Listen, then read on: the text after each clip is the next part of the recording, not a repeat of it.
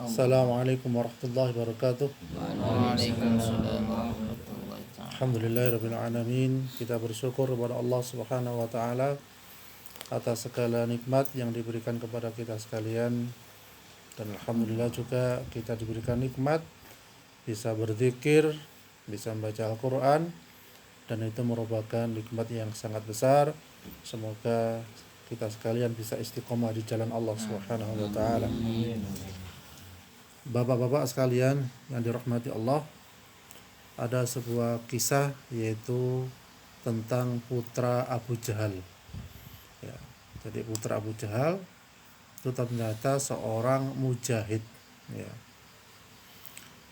Jadi siapakah putra Abu Jahal itu? Namanya adalah Ikrimah bin Abu Jahal. Ya. Jadi ketika Rasulullah SAW bersama 10.000 sahabatnya waktu itu ketika membebaskan kota Mekah pada tahun 8 Hijriah, nama Ikrimah itu termasuk orang yang dicari. Ya. Karena apa? Karena kejahatannya begitu besar Ikrimah itu. Ya, kayak bapaknya lah gampangnya gitu ya. Mirip-mirip. Sehingga ia masuk ke daftar orang ya yang boleh dibunuh, Ikrimah itu. Ya. Akhirnya mengetahui tentang hal itu, takut Ikrimah. Kabur ke Yaman ya, dan ia memutuskan untuk pergi jauh menaiki kapal. Bukan kapal terbang, waktu itu kapal laut ya. Namun qadarullah, di tengah samudera, kapal yang ia naiki itu diserbu badai yang sangat ganas. Ya. Sampai nahkodanya itu berkata begini, tak ada yang bisa kita lakukan lagi. Berhala-berhala kalian tak mampu memberi manfaat sedikit pun. Ya. Jadi pada waktu itu mereka para penyembah berhala. Ya. Dan ketika kondisi lautan yang penuh dengan badai yang ganas, nahkodanya sampai ngomong begitu, berhala-berhalanya nggak berguna sama sekali. Ya. Akhirnya apa yang terjadi di saat mencekam suasana itu, di ujung detik kematian Ikrimah ya, waktu kapalnya sudah mau tenggelam kapalnya itu, dia berkata kepada dirinya sendiri, Ikrimah itu anaknya Abu Jahal itu, yang artinya begini, jika Allah menyelamatkan aku dari badai ini, dari bencana ini, sungguh aku akan kembali kepada Muhammad, dan akan kuletakkan tanganku pada tangan beliau. Maksudnya bersahadat, berbaiat bersahadat. Ya. Jadi ketika kondisi badai begitu, dia berjanji akan kembali kepada jalan kebenaran, akan bersama Rasulullah, ya, akan bertaubat. Itu bahasanya seperti itu. Ya. Akhirnya apa yang terjadi? Dengan izin Allah, badai reda dan Ikrimah selamat, dan berusaha dia menepati janjinya sendiri. Ya. Berbeda dengan Fir'aun dahulu, ya, ketika mengejar Nabi Musa, ya, ketika lautan sudah terbelah, dia ketika tenggelam baru tobat, sudah telat, sudah nyawa di tenggorokan gini. Ya. Jadi dia mengatakan, ya Allah, kalau begini saya percaya pada Tuhannya Musa dan Harun. Pada waktu itu Nabi Musa dan Harun menasehati, memberikan petunjuk kepada Fir'aun agar bertobat, tapi dia nggak bertobat, malah mengejar Nabi Musa sampai ke lautan tadi. Ya. Jadi sampai di lautan, ya Allah menyuruh Nabi Musa melemparkan tongkatnya. Jadi bukan tongkatnya yang ajaib, tidak, itu hanya isyarat saja. Jadi, dan terbelahlah tongkat, ya.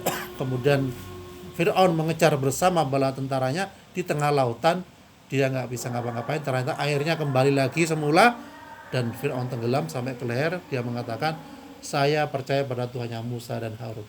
Sampai dia mau syahadat itu seakan-akan disumpel oleh malaikat mulutnya dengan tanah. Ya, jadi tobatnya sudah telat. Ya, baru kepepet taubat. Ya, seperti itu. Ya. Sedangkan Ikrimah, alhamdulillah Allah berikan petunjuk, hidayah.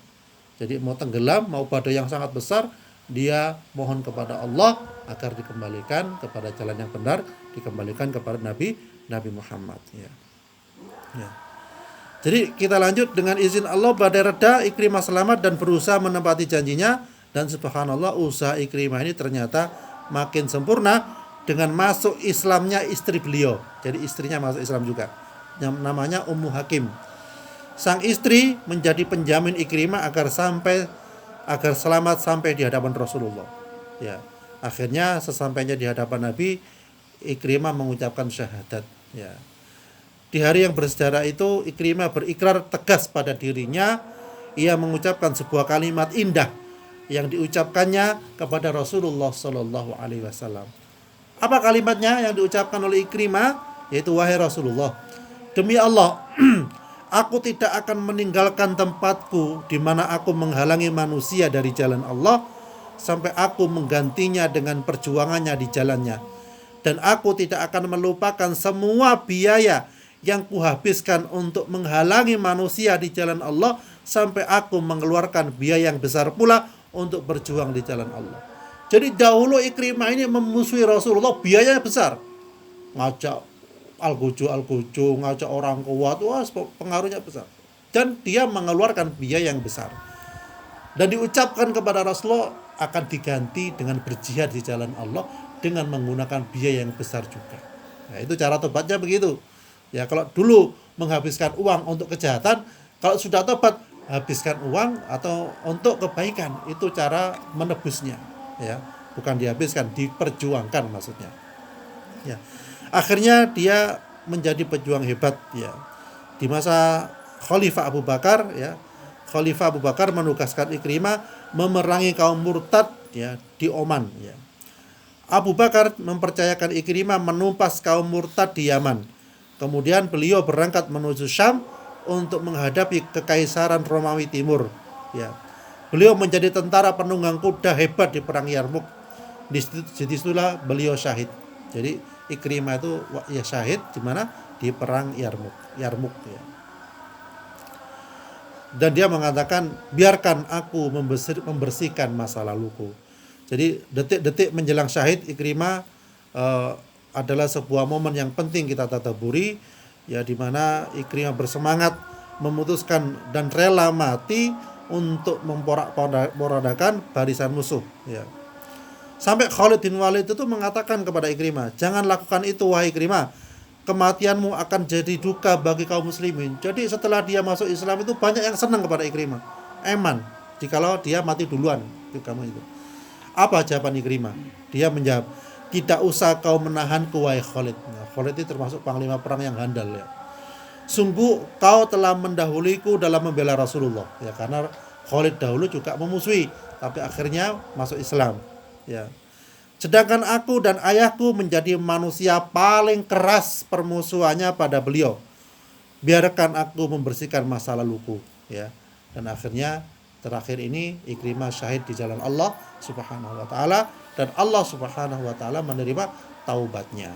Jadi menjadi pelajaran bagi kita bahwasanya masa lalu yang tidak baik itu bisa dihapus dengan kebaikan masa mendatang. Dan semoga kita sekalian bisa husnul khatimah, akhir dengan yang baik, masuk surganya Allah Subhanahu wa taala. A'udzubillahi minasyaitonirrajim. Bismillahirrahmanirrahim. Alhamdulillahirabbil alamin. Allahumma anzil rahmata wal maghfirata wasyafa'ata wan ni'mata ila arwahi jami'il qubur minal muslimina wal muslimat wal mu'minina wal mu'minat warfa' lahumud darajat wa dha'if lahumul hasanat wa kafir anhum sayyi'at wa adkhilhumul jannata ma'al aba'i wal ummahat. Ya ayyatuhan nafsul mutmainnah irji'i ila rabbika radiyatan mardiyah fadkhuli fi ibadi wa dkhuli jannati. Rabbana hab lana min azwajina wa dhurriyyatina qurrata a'yun waj'alna lil muttaqina imama.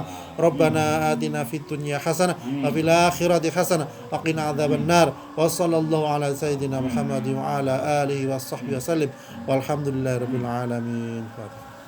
Shalom.